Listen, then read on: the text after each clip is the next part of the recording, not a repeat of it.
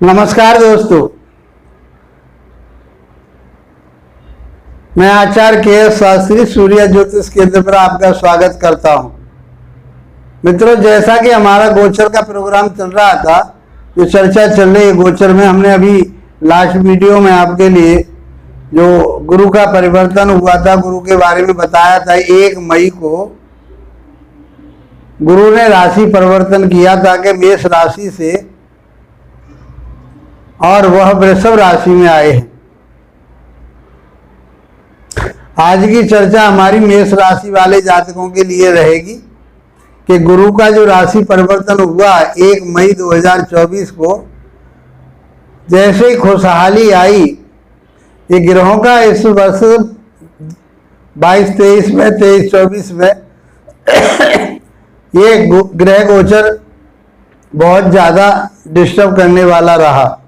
तो कुछ राहत मिली गुरु के वृषभ राशि में आने पर, और गुरु चांडाल योग जो चल रहा था राहु के साथ, वो खत्म हुआ। गुरु बकरी चल रहे थे, फिर मार्गी हुए, कुछ पॉजिटिव होते चले गए। और 1 मई को गुरु ने राशि परिवर्तन किया कि वह शुक्र की राशि में प्रवेश कर गए। अब 7 मई से गुरु फिर अस्त हो गए। अब ये आप कहेंगे कि अस्त होना क्या होता है? देखिए, पूरे ब्रह्मांड में, सौर मंडल में, आकाश मंडल में सूर्य को इस पूरे ब्रह्मांड में ऊर्जा का कारक माना गया है। जो भी जीव जंतु उस सूर्य के तेज से, उस सूर्य के प्रकाश से, उस सूर्य की ऊर्जा से प्रभावित हैं। तो प्रत्येक ग्रह के लिए सूर्य ही ऊर्जा दे रहे हैं, तो सूर्य ही प्रकाश दे रहे हैं। कोई भी ग्रह अपने आप प्रकाशित नहीं होता।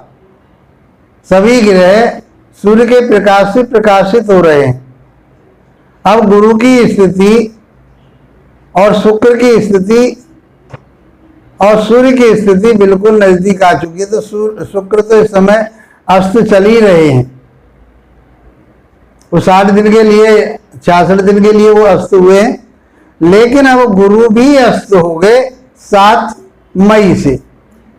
जब गुरु सूर्य से 11 डिग्री के एक्सिस में आ जाते हैं, उनके नजदीक आ जाते हैं, तब ये ग्रह अस्त हो जाते हैं।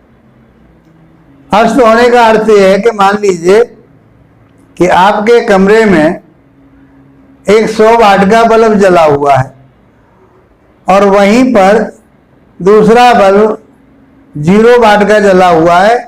तो शायद आप ये समझ पा रहे होंगे कि उस 100 वाट के बल्ब के सामने उस 0 वाट के बल्ब की रोशनी मालूम भी नहीं पड़ती, उसका आपके ऊपर कोई प्रभाव नहीं आता। इसी प्रकार से जो ग्रह सूर्य के नजदीक पहुंच जाते हैं तो उसको अस्त कहते हैं। अस्त का अर्थ ये हुआ कि सूर्य के प्रकाश के सामने उस ग्रह का प्रकाश विलीन हो जाता है, वह अपनी ऊर्जा नहीं दे पाता। ये मान के चलिए।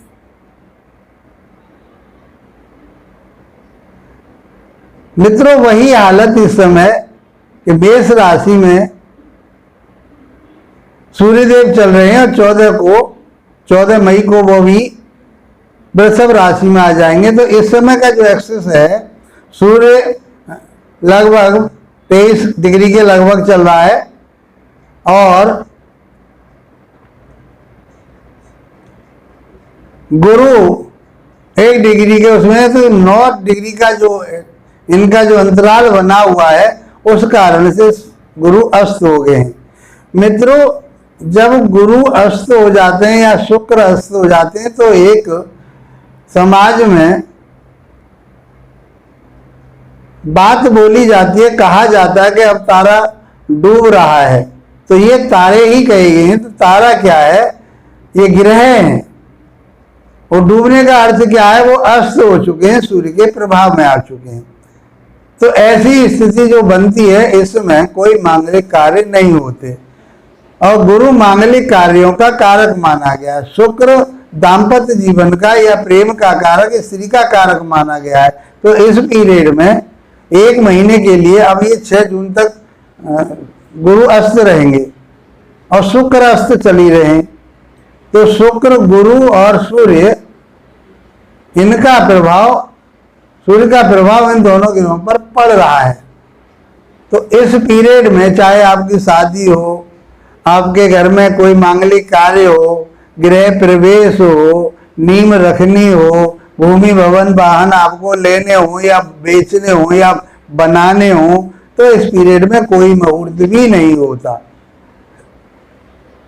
इसलिए इसको समझना बहुत जरूरी है। दूसरा है, जब ग्रह अस्त हो जाता है तो उसके जो कारकत्व होते हैं, वो कारकत्वों के आधार पर उनके जो कारकत्व हैं उन चीजों को देने में वो कुछ कमी करते हैं, देरी करते हैं, डिले करते हैं। यदि आपकी राशि या लगन के मुताबिक वो ग्रह जो अस्त हो रहा है वो यदि शुभ है तो उसकी शुभता में कमी आ जाती है, डिले करना शुरू कर देता है, और अशुभ है तो वो अशुभता भी देता है। तो इसी बात को समझने के लिए मेष राशि वाले जातकों के लिए जो गुरु का गोचर चल रहा है इस समय, वह आपके दूसरे भाव में चल रहा है। और दूसरा भाव होता है धन का, परिवार का, वाणी का, और यहाँ के कारक माने गए गुरुदेव। गुरुदेव दूसरे भाव के कारक हैं, 5वें भाव के कारक हैं, भाग्य भाव के कारक हैं, 10वें भाव कर्म क्षेत्र के भी कारक हैं, 11th भाव आपके लाभ के या बढ़ोतरी के भी वो कारक हैं। 5 जगहों के ये कारक कहे जाते हैं। और स्त्री की पत्रिका में गुरु पति के कारक माने गए हैं। तो शादी के योग वगैरह ये भी इसी आधार पर देखे जाते हैं। तो एक महीना आपके लिए जो मांगलिक कार्य हैं उनके लिए अच्छा नहीं है, उसमें आपके लिए कोई मुहूर्त नहीं मिलने वाला। तो 1 महीने के बाद में फिर आगे चर्चा रहेगी। अब इसको समझते हैं कि आपके दूसरे भाव में अरे ये शुक्रदेव और गुरुदेव चल रहे हैं तो क्या प्रभाव देने वाले हैं। तो आपकी वाणी, कुटुंब, और ये स्वामी कहाँ के हैं, और स्वामी हैं आपके भाग्य के स्वामी हैं और 12th भाव के स्वामी हैं। इनके पास 3 दृष्टियां होती हैं गुरु के पास।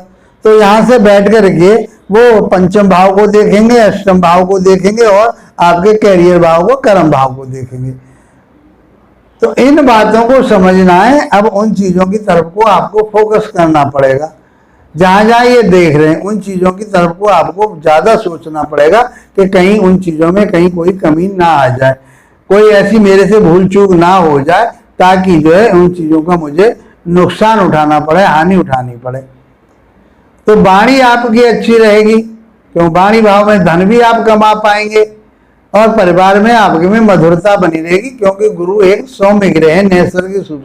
नैसर्गिक रूप से गुरु को श्रेष्ठ ग्रह माना जाता है, शुभ ग्रह माना जाता है।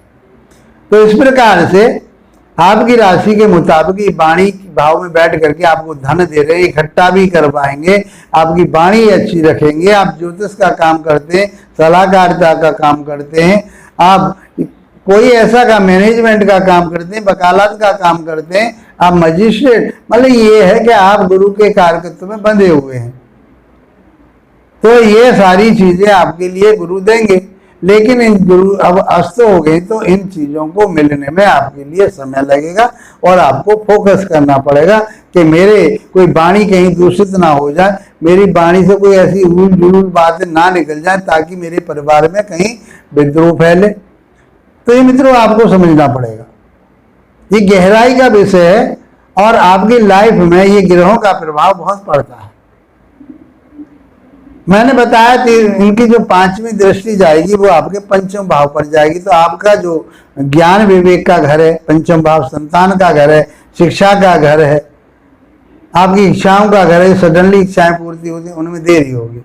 आप संतान की शिक्षा के लिए परेशान हैं, तो आपको ज़्यादा फोकस करना पड़ेगा उनकी बातों की तरफ। आपको बच्चों को लाइफ बनाने के लिए, बच्चों की लाइफ बनाने के लिए आपको ज़्यादा एफर्ट्स करने पड़ेंगे, ज़्यादा मेहनत करनी पड़ेगी, ज़्यादा अपने विचार लगाने पड़ेंगे। एक दूसरे से आप कंसल्ट करके चलेंगे, एक दूसरे की सलाह लेकर के चलेंगे। और आप भी यदि विद्यार्थी हैं तो आपको भी इन सारी चीज़ों पर फोकस करना पड़ेगा। शेयर मार्केट में आप पैसा लगा रहे हैं तो सोच समझ के लगाएं, 1 महीने के लिए अभी शांति रखें। आपका कर्म क्षेत्र का यहाँ का 12वें भाव का स्वामी है गुरु और 9वें भाग्य का स्वामी है, तो भाग्य आपका साथ देगा लेकिन देरी से। आपका खर्चा कराएंगे क्योंकि 12वां भाव खर्चे का होता है। तो संतान की शिक्षा के ऊपर आप या ज्ञान के ऊपर, आप किसी धर्म कर्म के ऊपर यदि पैसा आप लगा रहे हैं, इन्वेस्ट कर रहे हैं, तो आपको उसमें सोच समझ कर पैसा लगाना चाहिए। यह आपको फोकस बना करके चलना पड़ेगा, क्योंकि खर्चा आपका हो सकता है, धार्मिक कार्यों पर हो सकता है, और आपके जो सोशल कार्य हैं उनसे आपका पैसा खर्च हो सकता है, लेकिन वो पैसा सोच समझ कर ही आपको खर्च करना है, अन्यथा बाद में पछतावा होगा, अपने आप ही अपने काम को बिगाड़ लोगे। 7वीं दृष्टि अष्टम भाव पर जाएगी, जहां आपका पैसा मरा हुआ डूबा हुआ पड़ा है, तो शायद है कि इस समय आप उनसे वार्तालाप ना करें, आप उनसे ज़्यादा उनके ऊपर अपना प्रेशर ना बनाएं, तो आपके लिए ये अच्छा रहेगा, क्योंकि आपका पैसा कहीं और ज़्यादा सरदर्दियों में खराब हो सकता है। 9वीं दृष्टि आपके कर्म क्षेत्र पर, कैरियर भाव पर जा रही है, तो उसको भी आपको बनाना पड़ेगा।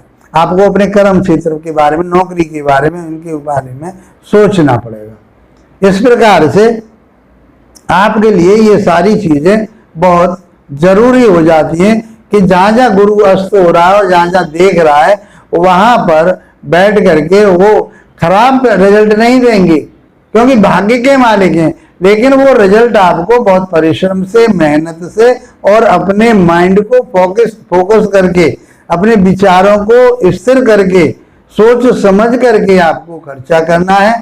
संतान की शिक्षा के ऊपर, आपको अपने कर्म क्षेत्र के ऊपर, कोई बिजनेस खोल लें, कोई कहीं आप, तो उसको आपको बहुत समझ करके चलना पड़ेगा।